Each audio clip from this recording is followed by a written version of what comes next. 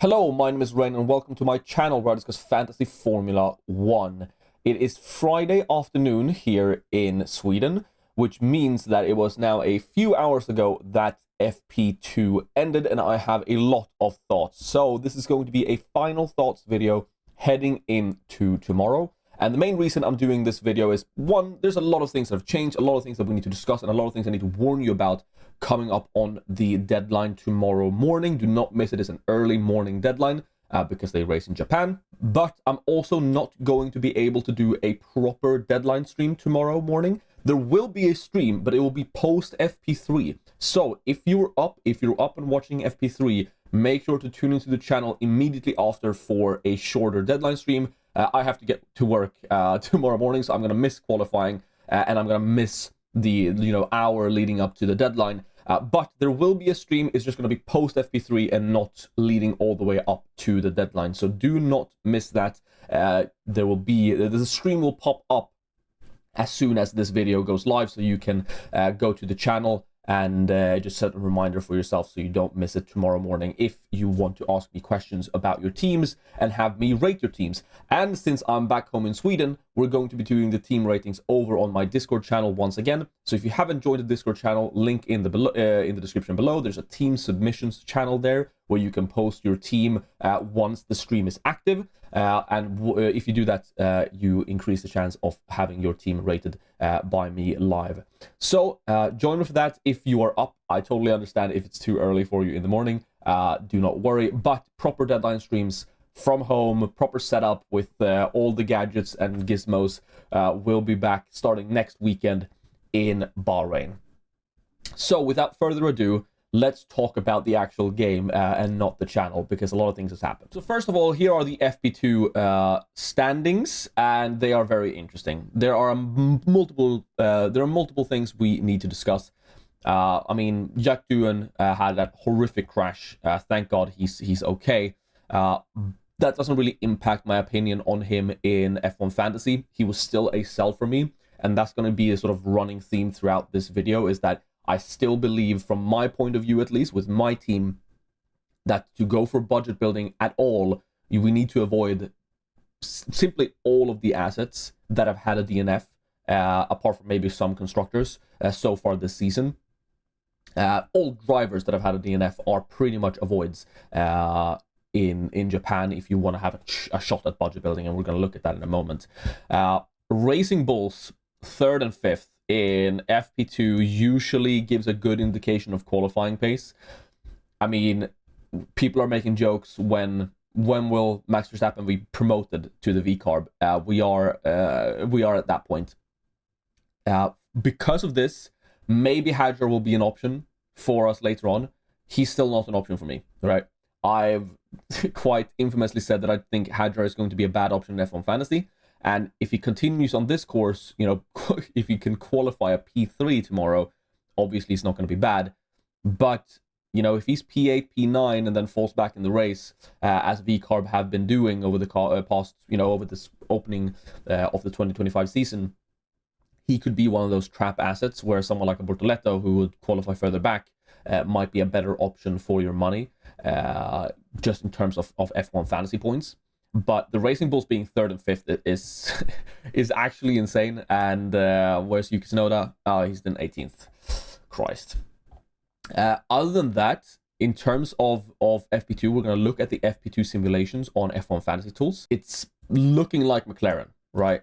McLaren are the team to beat. And currently, I'm sitting without the constructor. It is painful.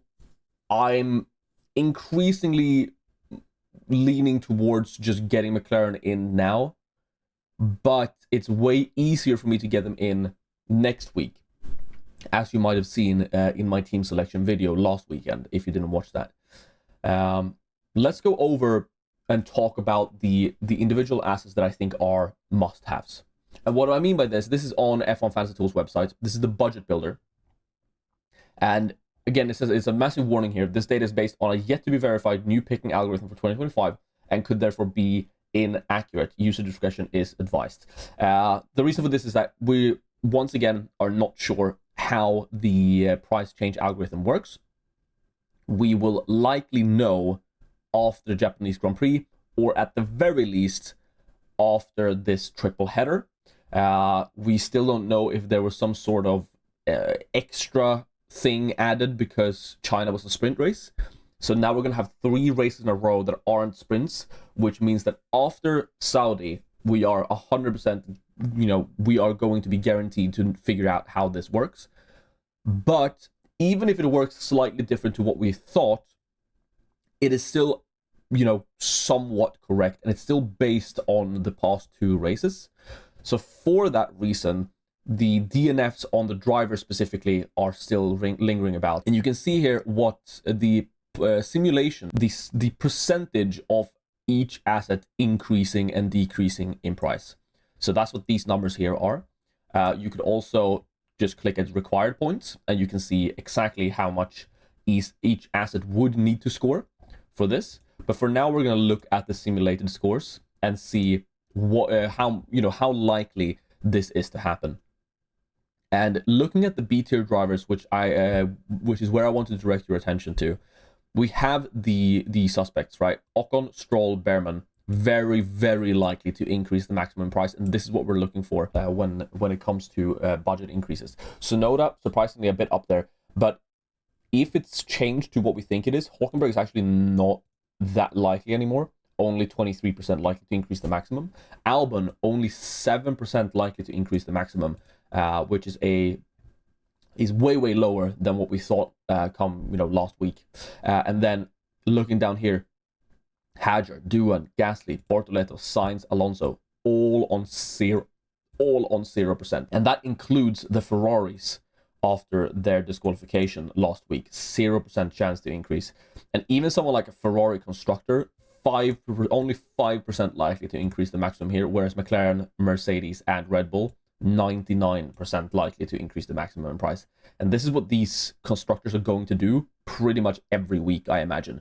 The only reason Ferrari is not doing that is because of the massive, massive negative score that they got in China. But I mean, look at these numbers. Even a DNF, and they are likely to keep going. Even Haas, even the lower price constructors, Haas 99% likely, VCarb 90% likely, Williams 75% likely. Only Alpine being down at 0%. So for me, these 0% assets are must sells. You have to get rid of them. They are the easiest move of all time. Maybe not, the Hadjars and the Bortoletos. I'd say if you committed to keeping Hadjar or Bortoleto last week, you probably have to keep them here again. Otherwise, you've lost at 0.6. The goal for those assets, if you held them last week, is that you're just going to hold them for the rest of the season and hope they come good eventually, and at least hope they bring you the points now. Because if you've committed to them this far, you might as well keep going. But say if you still, bought a Gasly or you have a Sainz still, or God forbid you have an Alonso or Alpine, you have to sell them now. They are definitely assets that you have to get rid of. And I don't even think it's really close. And if you're wondering what to get instead, I mean, Alpine to Haas, easy move.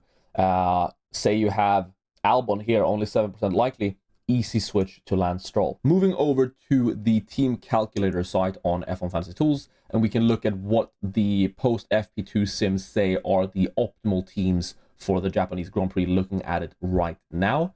And unsurprisingly, for 100 million, it is looking like it is McLaren plus Mercedes. And I do think that is going to be the meta going forward in terms of points after this weekend. I think McLaren, Mercedes plus Piastri is really going to be the team we want to go for. McLaren seems undroppable right now for points.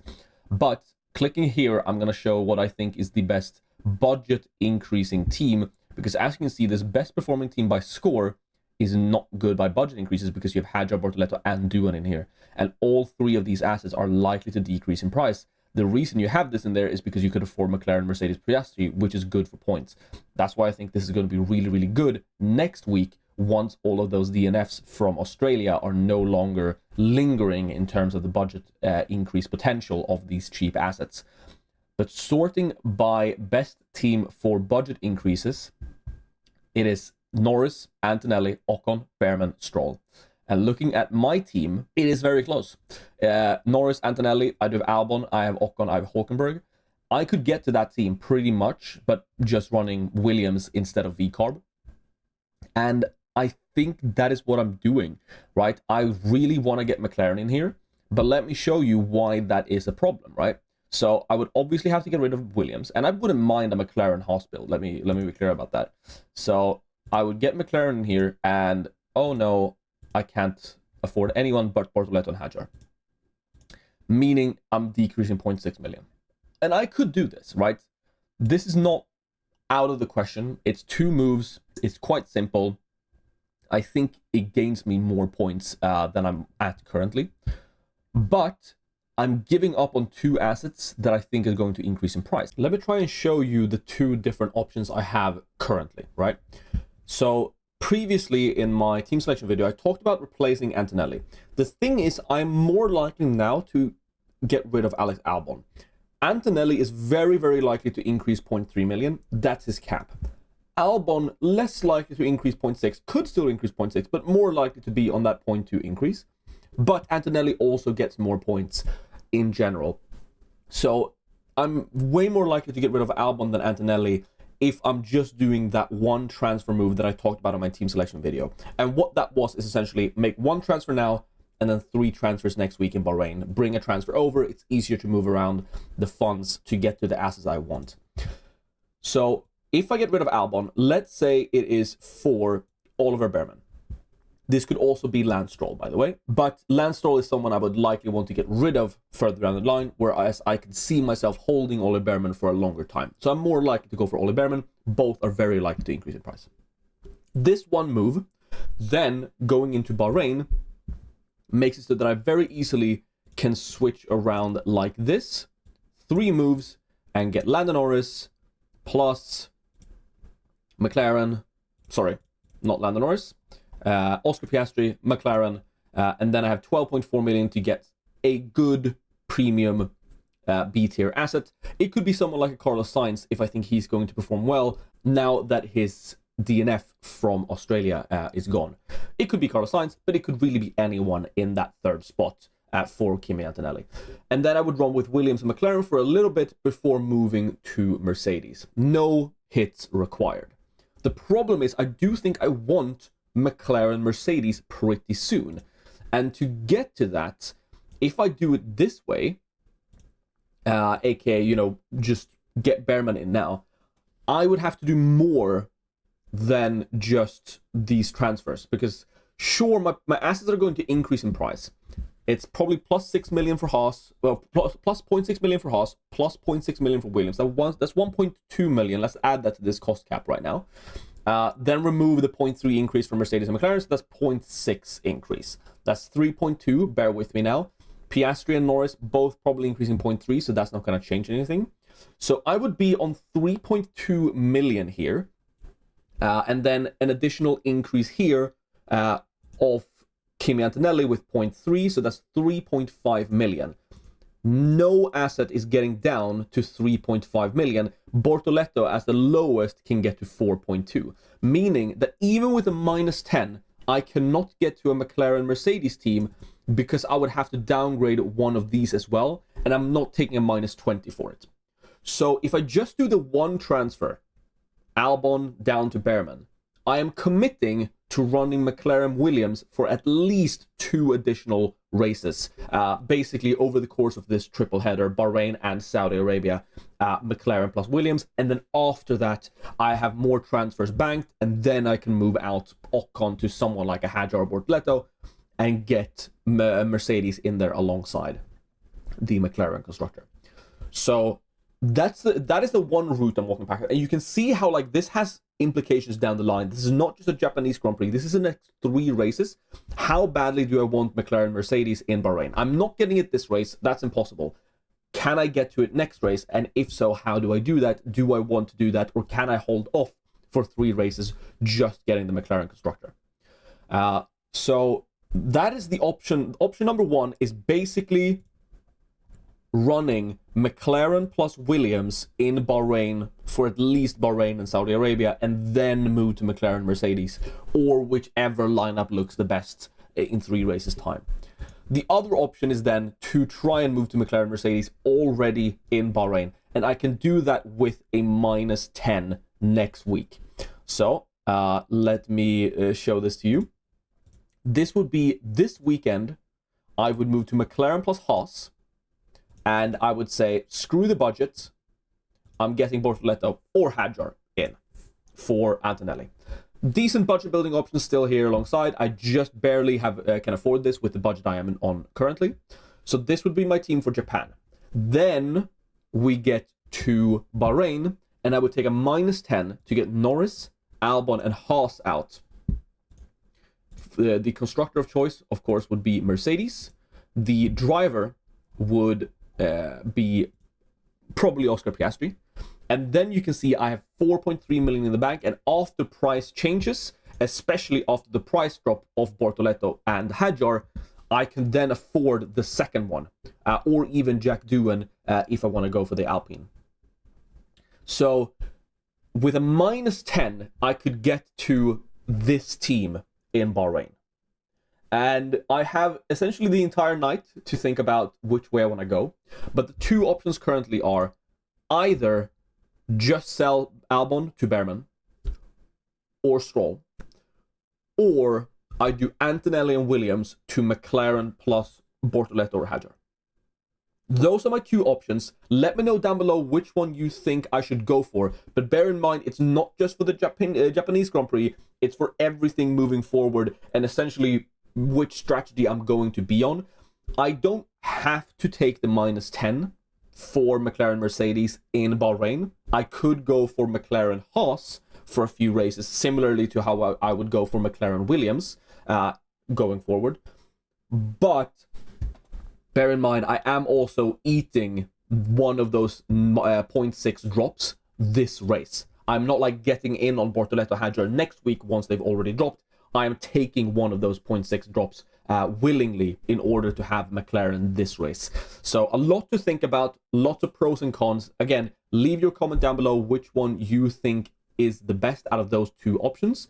And don't miss the deadline stream tomorrow, where I'll be answering all of your team burning team questions. That's it for this video. I'll see you in the next one. Goodbye.